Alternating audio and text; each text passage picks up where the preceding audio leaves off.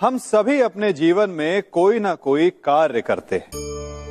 कार्य करते हैं तो थकान की अनुभूति होती है, और यदि थकान ना उतरे तो कार्य करने का मन नहीं करता।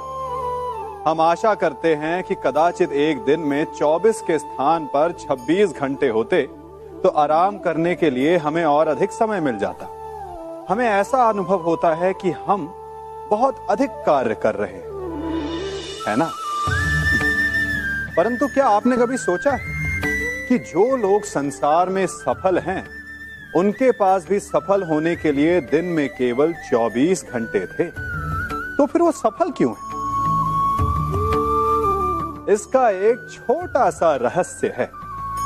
वो कार्य चुनते हैं जो उन्हें प्रिय है, जिसे करने में उन्हें आनंद आता है। उन्हें लगता ही नहीं कि वो कार्य कर रहे हैं, उन्हें लगता है कि वो प्रतिपल आनंद मना रहे हैं। और जब आप आनंद मनाते हैं तो थकान कैसी? इसलिए यदि आप जीवन में कोई भी कार्य करें तो वो आपके मन को भाना चाहिए, या जो कार्य आप कर रहे हैं उसे अपने मन को भा देने दो। सफलता आपको मिलेगी।